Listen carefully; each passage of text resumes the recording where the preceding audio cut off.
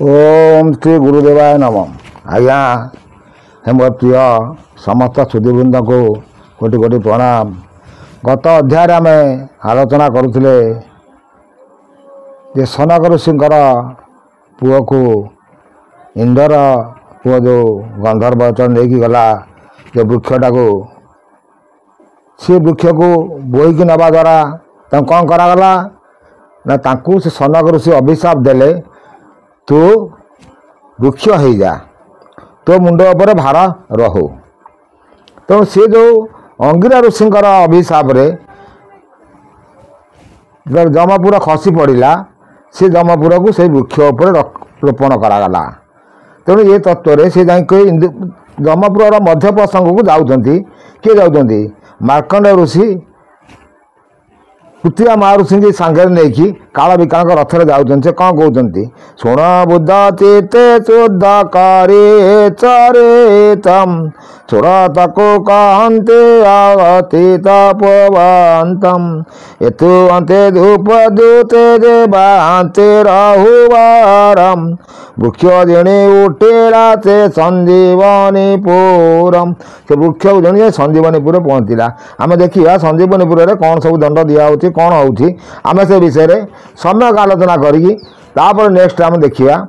कारण ये पुराण के शुणा इच्छुक विशेष नुहति जदिओ शुणुचंती तांको यदि भल लागुता ताले भी से कमेंट माध्यम किसी जनाते। पुणी आम से 46 पटल को जीवा जहाँकि सब शरीर तत्व अच्युतानंद देखा से कौन कहते आम देखा संजीवनी पुर देव सार कोशदातम प्रथम द्वारे जाई न देखिलु भविष्यम उत्तरगढ़ द्वार रे सुवर्ण पाचेरी सते कोश ओचार दे उच्च गुणचारी से द्वार दीन आंबे भीतरे पचंते अति असंभव देखिलु विपरीत सी तो से द्वारा नहीं भितर कौन विपरीत देखुंट आम से विषय देखा ए चुली गोटा एक अथि चारि गोटा जिकाम विस्तार चारि गोटा द्वार अटम काठ पेलु अचंती रे अनल लगाई चुली जालुचंती कोई इंदुर प्रचंड वहनीते जलई करतारम रंगवना रोहित दिशाई दे प्रकारम ए दुई गोटा चेरे पड़ी अछंती तईरम अग्नि तातीरे तंकर पोड़ई शरीरम ए पड़ंजी गड़ंजी चे हुंती छटपटम उठी न पारंती चे चाहंती रटमटम तातीरे मंच दे आरु पड़ू अथिदारी इंदुरव कंतिता काठी गेनी काढ़ी एठी से सूरत राजा को कहते मार्कंड ऋषि जो आम जमद्वार प्रवेश कली से तार उत्तर पार्श्व गोटे चुली 4टा चुली लगे गोटे तप्त जगह रखिकी ता देहरे काठ पेलिकी जालिकी गरम पानी करुँच 2टा स्त्री लोक इंदुर मान पकई से गोटे जीव इंदुर जीव से पकईकी ता मांस को से भक्षण करुँच से कौन कहते से विषय आम जाऊ देखिए आगू से कहीं से मैंने पकाउं से विषय से कौन कहते द्विते बोईले रुचे आखि बुद्धि किम श्रवण कर दे बुझिल बेनी आखि विकल पाइल केते रिंक कष्ट चाहिम ए दुई मोड़ी जे अटंती बड़ पापी। ये जो 2 स्त्री लोक देखुच एमाने बड़ पापी एमान को कहीं दंड दिया से दंड विषय शुणु आज्ञा मुझे विषय सब कहूँ कौन पाई ना समाज में किसी जाना दरकार जे आम यही कर्म कले आमर जो आत्मा चलीज आम निश्चित यही दंडे दंडित हवा।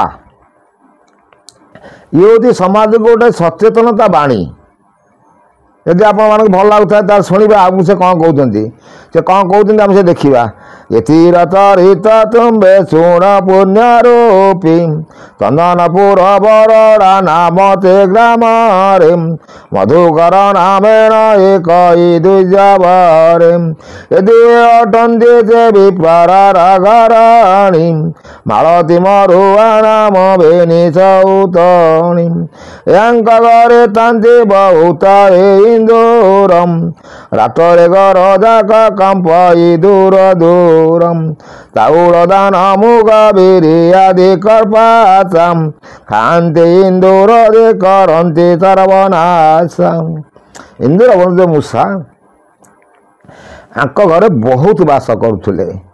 ଇଏ ଥିଲେ ମଧୁକର ନାମକ ଗୋଟେ ବିପ୍ରର ଘରଣୀ। ତାଙ୍କ ନାଁ ହେଉଛି ମାଳୁଆ, ମାଳତୀ ଆଉ ମରୁଆ। ଦୁଇ ସଉତୁଣୀ କ'ଣ କଲେ ସେ ତାକୁ ଦେଖାଉଛନ୍ତି, ଆମେ ସେ ବିଷୟରେ ଦେଖିବା।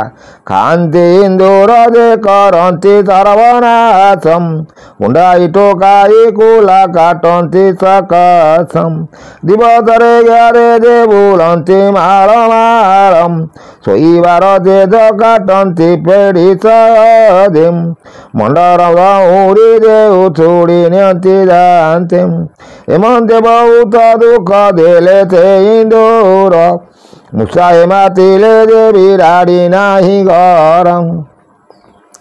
ତେଣୁ ମୂଷାମାନେ ଯଦି ଉତ୍ପାତ କରୁଛନ୍ତି ତାହେଲେ ସେ ଘରେ ଗୋଟେ ବିଲେଇ ରଖିବା ନିହାତି ଦରକାର। ବିଲେଇ ରଖିଲେ ମୂଷାମାନଙ୍କର ଉତ୍ପାତ କମିଯିବ। ତେଣୁ ସେ ବି ସେ ବିଷୟରେ କହୁଛନ୍ତି। ସେ ଘରେ ବିଲେଇ ନଥିବାରୁ ମୂଷାମାନଙ୍କର ବହୁତ ଉତ୍ପାତ ହେଲା। ଏଇ ମତେ କେତେ ଦିବସ ଅନ୍ତରରେ ମୂଷା ଗୋଟିଏ ପଶିଲା ତୁଚ୍ଛାଇ ମାଠିଆରେ। ଗୋଟେ ମାଠିଆ ଭିତରେ ମୂଷାଟେ ପଶିଗଲା।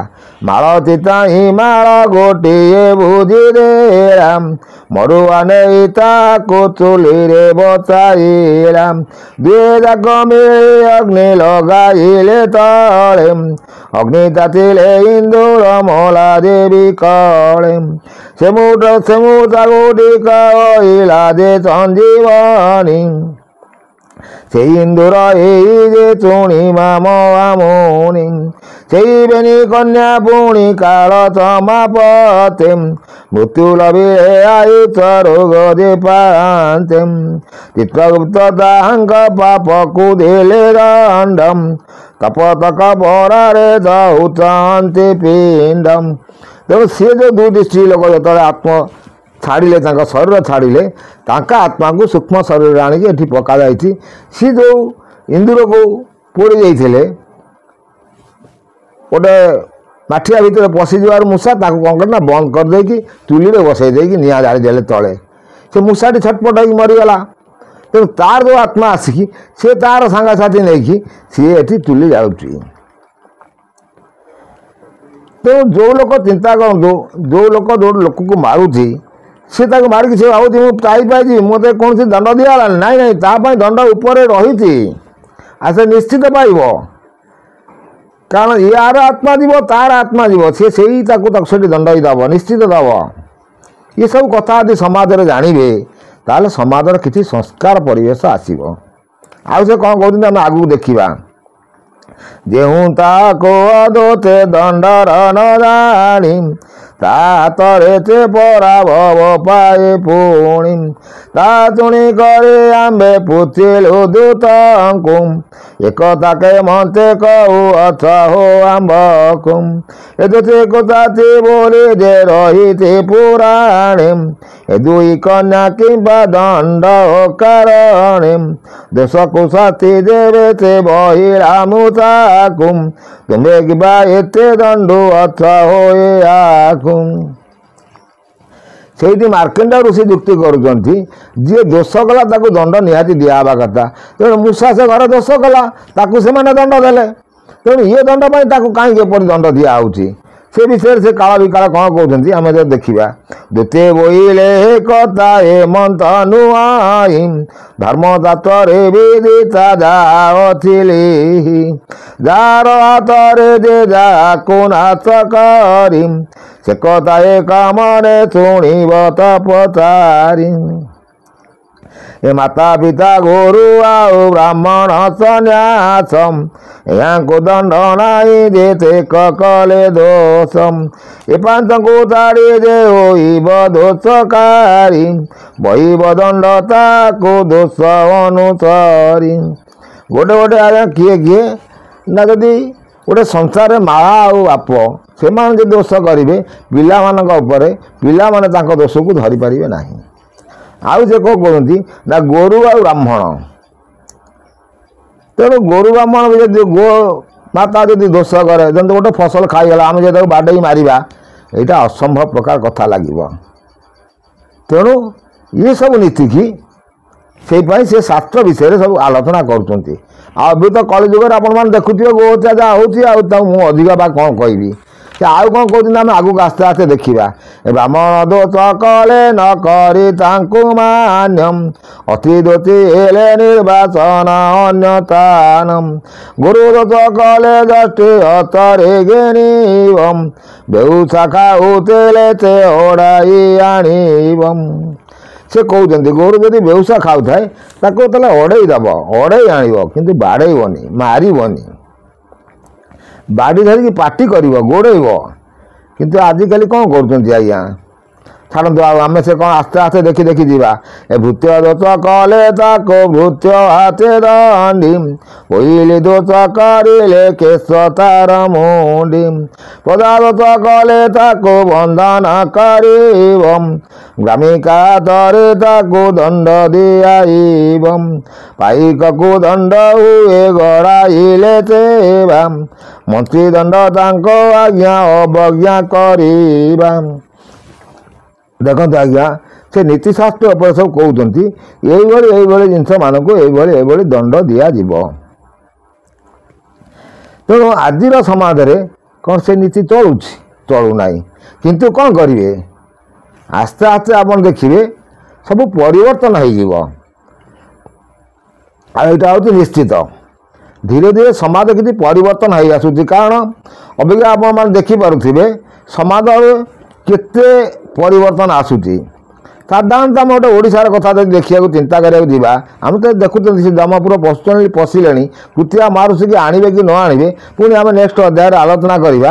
ଏଠି ଦେଖୁଛି ପଦେ କଥା କହୁଛି ଆପଣମାନେ ଦେଖୁଥିବେ ଦୀର୍ଘ ମୁଁ ଆପଣମାନଙ୍କୁ ଏଇ ଚ୍ୟାନେଲ ମାଧ୍ୟମରେ କହିଛି ଯେଉଁଠି ଅନ୍ୟାୟ ଅଧର୍ମର ଶେଷ ସୀମା ଟପିବ ସେଠି ସ୍ୱୟଂ ଠାକୁରଙ୍କର ଆବିର୍ଭାବ ହେବ। ତେଣୁ ସବୁ ଜାଗାରେ ସବୁ ଯୁଗରେ ହେଇଛି। ଏଇଟା କଳିର ଅନ୍ତିମ ସମୟ 24-25 ବର୍ଷ କାଳ ଗୋଟେ ପାର୍ଟି ଶାସନ କଲେ। ଶାସନ କାଳ ଭିତରେ ଯାହା ଅନ୍ୟାୟ ଅଧର୍ମ ଅତ୍ୟାଚାର କଲେ ତାହା ଲୋକଲୋଚନକୁ ଆସିବା ପାଇଁ ହେଲା ନାହିଁ। ତଥାପି ପୁଣି ସେ ସବୁବେଳେ ଇଏ ନୀତି ସବୁବେଳେ ଆଜ୍ଞା ସମସ୍ତ ଖବର ଯାଉଛି ସ୍ୱର୍ଗପୁରକୁ। ସମସ୍ତେ କୁହନ୍ତି କିଏ ଖବର ନେଇଯାଉଛି ଆଗେ ଥିଲେ ନାରଦ। କିନ୍ତୁ ଆପଣଙ୍କର ଥାଇଟା ସବୁବେଳେ ମୁଁ ଆପଣମାନଙ୍କୁ କହିଛି ଶରୀରର ଥାଇ ସିଏ ହେଉଛି ସବୁବେଳେ ସେ ବାର୍ତ୍ତା ନେଇକି ଯାଉଛି ସେ ବାର୍ତ୍ତା ଦେଉଛି। ତେଣୁ ଯେତେବେଳେ ବ୍ରହ୍ମଦେବତା ଦେଖିଲେ ଯେ କହୁଛନ୍ତି ଯେଉଁ 24 ମସିହାରେ କଳ୍କି ଠାକୁର ଜନ୍ମ ହେଇକି ଲୀଳା କରିବେ କିନ୍ତୁ 24 କଳ୍କି ଠାକୁର ଆଇଛନ୍ତି ସେ ଲୀଳା କରୁଛନ୍ତି ସେ ଦେଖୁଛନ୍ତି ସେ ସବୁ ଲୀଳା ଜାଣୁଛନ୍ତି। କେଉଁ ଦଳ କେଉଁ କ'ଣ ଶାସନ ଗାଦି କ'ଣ କେମିତି ଶାସନ କରୁଛନ୍ତି କେଉଁ ଧର୍ମ କେମିତି ଚାଲିଛି ସେ ସବୁର ତର୍ଜମା ସେ କରିକି ତା'ର ଦଣ୍ଡବିଧାନ ସେ କରୁଛନ୍ତି। ଉଦାହରଣ ସ୍ୱରୂପ ଆପଣ ଦେଖନ୍ତୁ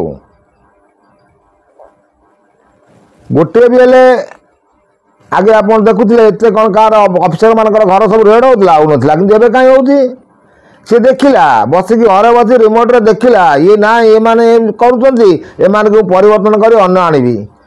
ତେଣୁ ମୁଁ ଆପଣମାନଙ୍କୁ କ'ଣ କହିଛି ଯେ ଆତ୍ମା ରୂପରେ ମୁଁ ସର୍ବଗଟେ ଥାଇ ଅଚ୍ୟୁତରେ ଏକଥା କେହି ନ ଜାଣଇ ମୁଁ ଆତ୍ମା ରୂପରେ ସର୍ବଗଟରେ ଅଛି ସର୍ବତ୍ର ବିଦ୍ୟମାନ ଅଛି।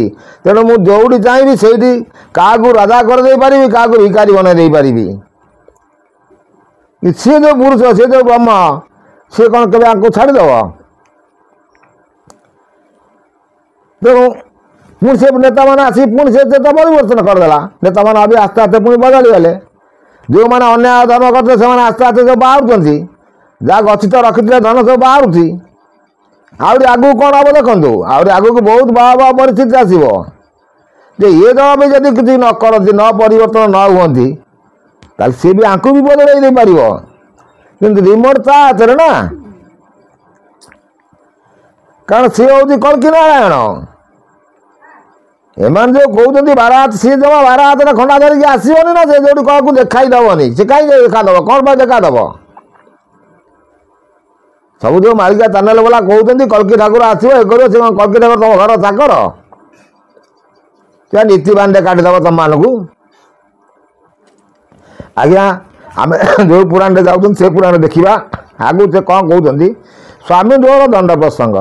ଯେଉଁମାନେ ଯେଉଁ ସ୍ତ୍ରୀମାନେ ସ୍ୱାମୀକି ଦ୍ରୋହ କରନ୍ତି ସେମାନେ କ'ଣ ଦଣ୍ଡ ପାଆନ୍ତି ଆମେ ସେ ବିଷୟରେ ଦେଖିବା, ଆଲୋଚନା କରିବା।